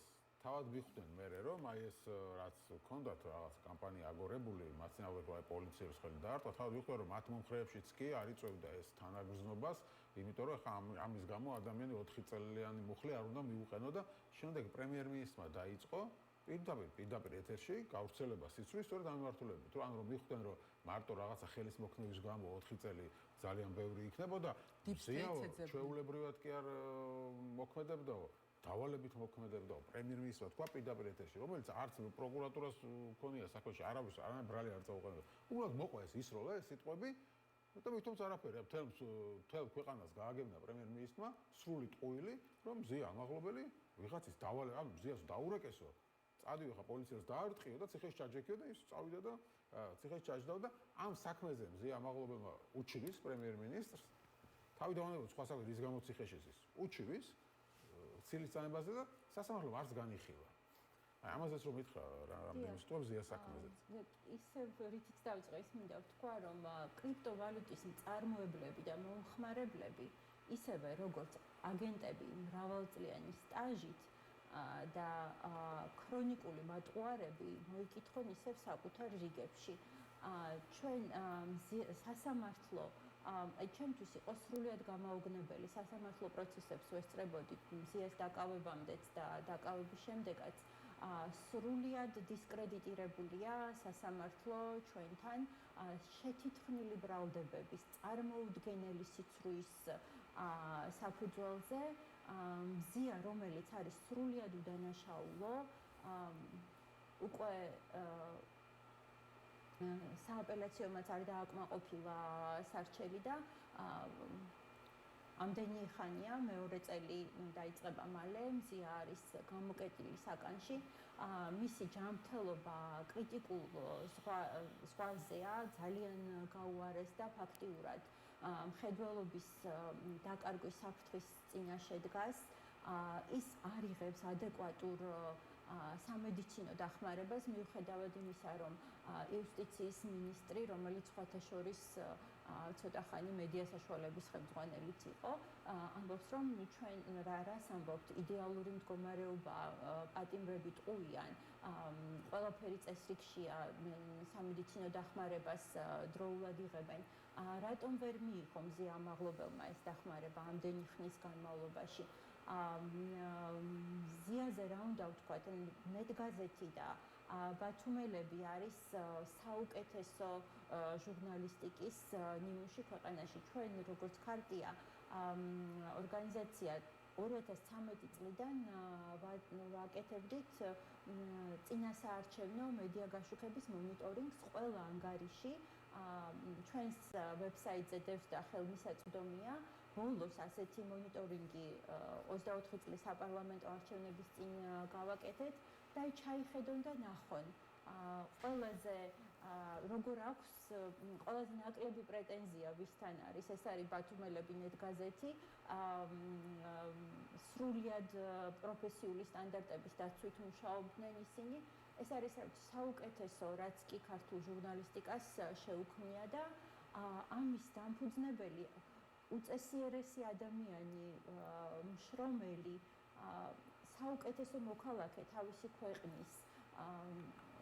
ქვეყნის მოყვარული არის დღეს საპატიმროში, ხოლო ამდენი მართლა შარაგზის ყაჩაღი არ მომერიდება ამ სიტყვის გამოყენება, იმიტომ რომ სხვა რა შეიძლება ვუწოდოთ იმ ადამიანებს, რომლებმაც ასე ურცხვად დაიტაცეს სახელმწიფოს ქონება, ჩვენი გადასახადებისგან შეგროვილი ქონება. ხედავთ ჩვენ რა დღეშია ინფრასტრუქტურა, ინფრასტრუქტურული პროექტები, არ ვიცი, წარმოუდგენელი მასშტაბის კორუფცია და ამ დროს თურმე დამნაშავეები ვართ ჩვენ, რომლებიც ძალიან დიდ შრომას ვდებდით, მათ შორის მზია და მისი გამოცემა ძალიან მწირი სახსრებით წარმოუდგენელ შედეგებს აღწევდა. თუ ვინმეს უნახავს, შეიძლება ბოლო წლების არა, მაგრამ თუ ვინმეს უნახავს მედია საშუალებების ბიუჯეტები წლების განმავლობაში, მე მინახავს პრაქტიკულად ყველა მედია საშუალების, როდესაც მედიის განვითარების პროექტებზე მუშაობდი და შემიძლია დაგარწმუნოთ, რომ მათი ხელფასები იყო ძალიან დაბალი. მხოლოდ იმისთვის საკმარისი, რომ ადამიანი უბრალოდ გადარჩენილიყო და წარმოუდგენელია ის თავდადება, რასაც ჟურნალისტები იჩენდნენ ამ წლების განმავლობაში, პროფესიის სიყვარული, თავიანთი თემის, საზოგადოების სიყვარული, ქვეყნის სიყვარული, რაც მათ ამოძრავებდათ და რამაც შექმნა დამოუკიდებელი ონლაინ მედიის ეკოსისტემა. 22 მედიაზე რომ ვსაუბრობთ, ეს 22 მედია ერთმანეთისგან ძალიან განსხვავებულია, ზოგი უფრო დიდი ხანი არსებობს, ზოგი ახალია, ზოგი მცირე ზომისაა. ზოგი უფრო დიდი, მაგრამ ყველას აქვს თავისი უნიკალური ფუნქცია, უნიკალური გზა აქვს გავლილი და ამ მათ შორის ერთ-ერთი ლიდერი არის ნეტგაზეთი და ბათუმელები, რომელიც არის მზიას ძალიან დიდი ძალისხმევით შექმნილი და სხვა რომ არაფერი გაეფუჭებინათ ქვეყანაში ქართულ ოცნებას, ის რაც მათ გაუკეთეს მზია ამაღლობელს, მარტო ეს ეყოფოდათ მათ, რა ვიცი, ცოდვად და უდიდეს დანაშაულად. ხომ არ გონიათ, ყველა დამნაშავეა იმ ბადრაგით დაწყებული და პარლამენტის თავმჯდომარით დამთავრებული თუ პრემიერ-მინისტრის უკვე მერევა რომელ როლშია, რომელიც იურისტი ადამიანი, ამ შემთხვევაში ირაკლი კობახიძეს გულისხმობ, ბედავს და ამბობს, რომ თურმე ეს მის მიერ გაჟღერებული ცილისწამება ყოფილა დებატების ფორმატში და სად იყო იქ დებატები? ეს მარტო იჯდა ჟურნალისტი და ჟურნალისტის არ ეოპონირებოდა. არ იცის დებატები რა არის. ხო, მაშინ რა ვიცი, რატო შედიოდა აუდიტორიაში, რას ასწავლიდა და რატომ აქვს პრეტენზია საერთოდ რომ არის განათლებული ადამიანი. მე არ ვიცი, სიტყვებიც არ მყოფნის, უბრალოდ ისეთ სიტუაციაა, რომ ძალა აღმარცხნავს, ხომ? ყველაფერში ტყუიან, ყველაფერში დამნაშავეები არიან. და ყველაზე კარგად მათ იციან, რა დანაშაულია ჩადენილი. ჩვენ შეიძლება კიდე ყველაფერს ახლა ვერ ვხედავდეთ და რასაც ვხედავთ ის აისბერგის წვერი იყოს, იმიტომ ვერ ვხედავდეთ, რომ ძალიან რთულ პირობებში უწევთ მუშაობა ჟურნალისტებს. უკვე მე რამდენი წელია და ახლა განსაკუთრებით არ გვაქვს წვდომა საჯარო ინფორმაციაზე. პრაქტიკულად ბრძოლა გვიწევს ყოველი ნაფლეთი ნაგლეჯი ინფორმაციისთვის. ხო, ნუ მე როგორც ხვდები ხელისუფლების ასეთი ასე ვთქვათ, გაწარება და თავდასხმა ონლაინ მედიაზე გამოიწვია იმან, რომ მათ იმედი ჰქონდათ, რომ ამ სამი კანონი მიიღეს, ორჯერ მიიღეს რუსული კანონი, მერე ფარა, მერე გრანტების შესახებ კანონი, სწორედ იმის გამო, რომ არასამთავრობო სექტორი და ონლაინ მედია, რომელიც ფონდებიდან, დასავლური ფონდებიდან ფინანსდებოდა, გაჩერებული იყო. და უბრალოდ აღმოაჩინეს, რომ თქვენ არ გაჩერდით. ყველა მუშაობს. და ეხლა ამას გაუჩნდათ, აქედან გამომდინარე. არ ესმით ასევე რას ნიშნავს, ხო? კი ბატონო, გაუჩნდათ როგორ ჩანს, შეგრძნება რომ როგორ ყველა ხრელი ამოვქოლეთ და ესე მაინც მუშაობს. ესე იგი, ეხლა დაიწყეს ეს შეთქმულების თეორიები, რაც მათ ახასებს და რაღაციდან ფინანსდებიან. საიდან რაღაც. ეხლა მოიგონეს ეს კრიპტოვალუტა, არ ვიცი. დიახ, აი უბრალოდ თან კიდევ რა არის ისიც, რომ აი ჟურნალისტებს თუ დაუკვირდებოდით, იქ აი იმეორებს, რომ უცხოური ფული და აი ამ ყველაფერს იმ საზოგადოებაში, რომელიც პროპაგანდის მიმართ არის მოწყვლადი და ესმის, რომ უცხოური დაფინანსება, ცდილობენ და ამას კარგად იყენებენ, რომ აი აქ უკვე ესე ვთქვათ, ცუდი გავლენები და ცუდი ვნებები გამოაშკარავენ, ხო არა და რეალურად აქ ჩვენ რაზე არის საუბარი? ახლა ვიხსენებდი, სანამ შემოვიდოდი, რომ სასამართლოს ხდომაზე, როდესაც ვისხედით ჩვენ ჟურნალისტები აი ამ სინდისის პატიმრების საქმეებზე, USAID-ის დაფინანსებით ნაყიდი სკამები იდო, ხო? ანუ ესეც მათთვის უცხოური დაფინანსება არის, რომელზეც რო თქვა, რომ ახლა კი მე ეს თანხა მაქვს, ესე იგი უკვე შენაშავებ და უკვე შეხა კანონ დამრღვევი. აი მე მინდა რომ აი საზოგადოებამ კრიტიკული თვალით შეხედოს მათ აი ასეთ დეზინფორმაციას და მათ დისკრედიტებელ განცხადებებს, რომ რას ნიშნავს უცხოური დაფინანსება. ეს ხომ არ არის ის დაფინანსება, რომელსაც წლების განმავლობაში და ახლაც ხელისუფლება მათ შორის იყენებს. ევროკავშირის დაფინანსება მილიონობით ვთქვათ ტრანში იქნებოდა ეს თუ გრანტი იქნებოდა თუ ასე შემდეგ. ამ ყველაფერს ხომ კარგად იყენებდა მათ შორის ხელისუფლებას. ხომ ნებისმიერი რეფორმა, რომელიც წამოწყებული იყო, ხომ აქედან იყო გამომდინარე. ანუ ეს რა ჩვენი ძეგლები იქნება თუ ეკლესიები იქნება თუ ამისი რესტავრაცია, აღდგენა, მიხედვა, პატრონობა, ასე შემდეგ. ამაზეა საუბარი და არაფერი აქ ქვენა აზრები არ არსებობს. არაფერი, ესე ვთქვათ, არავის აგენტი არ არის. აი მე მინდა თუ გვაქვს დრო, უბრალოდ ორი სიტყვით ვთქვა, ერთი რიგითი ჟურნალისტის პროფესიული ცხოვრების შესახებ. ხო, ბოლო 10 წელზე მეტია ჩემი კარიერა დაიწყო ონლაინ მედიაში მუშაობ. 2014 წლიდან ვიყავი ჯერ ლიბერალისტი და შემდგომ უკვე პუბლიკის თანამშრომელი. მე მუშაობდი ნარკოპოლიტიკის თემებზე, ბავშვთა სიღარიბეზე, სოციალურ დახმარებაზე, გარემოს დაცვის თემებზე. და ამ ყველაფერში, რაც მე გამომიქვეყნებია, ყველაფერი არის საჯარო, ჩემი სახელით გვარით გამოქვეყნებული და საზოგადოება მარტივად შეუძლია ამის გადამოწმება, ამის გაცნობა და თუ დაინახავენ, რომ ჩემი რომელიმე კითხვა, აქცენტი არ ემსახურება საზოგადოების ინტერესებს, არ ემსახურება ქვეყნის განვითარების ინტერესებს, მაშინ კი ბატონო შეიძლება ამაზე ვიდაოთ, მაგრამ უნდა ვეცადოთ, რომ აი ამ დეზინფორმაციულ ნარატივს უფრო მეტად გავცდეთ, რაც გულისხმობენ ისინი აგენტობაში, რა გავაკეთე მე ისეთი, რომ ამ იარლიყის ქვეშ უნდათ რომ გვაცხოვრო, მაგრამ ანუ ნამდვილად ამას ვერ მოახერხებთ, იმიტომ რომ ჩვენი საქმიანობა არის საჯარო, ჩვენ რასაც მუშაობთ, საჯაროდ ვაქვეყნებთ და ნებისმიერმა მკითხველმა, მაყურებელმა კრიტიკული თვალით შეუძლია შემოხედოს. საუბრობთ ამაზე. კორუფციის შესახებ თუ რამეს დამატებაა, და მე ბოლოს დავასრულებ, რომ აი მე მაგალითად სანამ სასამართლოს თემებს ვაშუქებ უკვე აქტიურად ბოლო წელიწად ნახევარია, ხომ? და ესეც მნიშვნელოვანია ხალხმა იცოდეს, რომ მე რა თემები გავუშვი ხელიდან და ვაშუქებ ახლა მოჭყვიტინე მამაზე დაჭერილი ადამიანების ადმინისტრაციულ პროცესებს, ხო? მე მუშაობდი ბავშვთა სიღარიბის თემაზე, ვამუშავებდი სტატისტიკას, ვამუშავებდი საერთაშორისო მიდგომებს. მე ვმუშაობდი უმუშევრობის დაზღვევაზე, სხვადასხვა ქვეყნის გამოცდილებას ვსწავლობდით და ვამბობდით, რომ აი რეფორმებზე ვსაუბრობდით, შინაარსობრივ საკითხებზე ვსაუბრობდით და ახლა გვიწევს აბსოლუტურად პროპაგანდისტული ტალღების განეიტრალება, ამაზე პასუხი და ეს არის რეალურად მათი მიზანი, ფაქტობრივად მიაღწიეს კიდევაც, იმიტომ რომ შინაარსისგან დაცლილი არის ყველა ის ნარატივი, რაც გვესმის მათ შორის პროპაგანდისტულ არხებზეც. მე მინდა უბრალოდ თქვენი ეთერის მეშვეობით ვისარგებლო ამ შემთხვევით და შეკითხვა დაუსვა სუს უცხოური დაფინანსების შესახებ.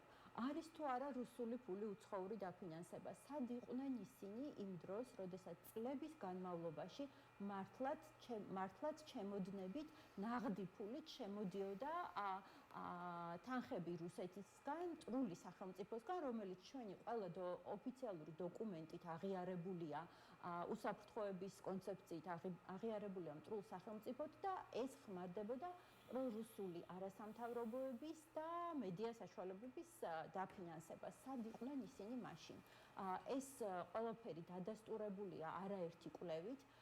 სწორედ ეს ორგანიზაციები და ეს მედია საშუალებები იყვნენ ქსენოფობიური კონტენტის სიძულვილის ენის გამავრცელებლები, რაც ძალიან კარგად არის ძალიან ბევრი კვლევაში აღწერილი, საჯაროდ ხელმისაწვდომია ეს კვლევები. მაინტერესებს, სად არის სუსი ამ წლების განმავლობაში და დარწმუნებული ვარ, ეს პრაქტიკა ეხლაც გრძელდება და ალბათ უფრო ბოლომდე აქვთ ფრთები გაშლილი ყველანაირი ხელშეწყობით. ბოლოს ამის თქვა მინდოდა წეგანავე საუბრობდი, რომ კორუფციაზე საუბრობდი თქვენ და საუბრობდით თქვენ ასე სტატიებზე, ხო, კორუფციის წინააღმდეგ და ანუ რაში გამოიხატა მაგალითად საერთაშორისო გამჭვირვალობა ახსენა დღეს პაპუაშვილმა და საერთო გამჭვირვალობა არისო იგივეო ესენიო, მიკოლის საერთაშორისო გამჭვირვალობის თავი პროფილი იყო სწორედ კორუფციაზე მუშაობა და კვლევა და ამ საერთაშორისო გამჭვირვალობამ გიგაურმა რომელსაც რავი აგენტად ყავთ გამოცხადებული რა გამოძიებას ჩაატარა და რა კვლევას დადეს და თქვენ ონლაინ მედიები რაზეც ატარებდით გამოძიებებს და ამბობთ რომ ეს კაცი კორუმპირებული ეს კაცი დღეს თვითონ მიდგან არ და ამ ყველაფერს აღიარებენ და ამ ხალხს იჭერენ. თავად იჭერენ.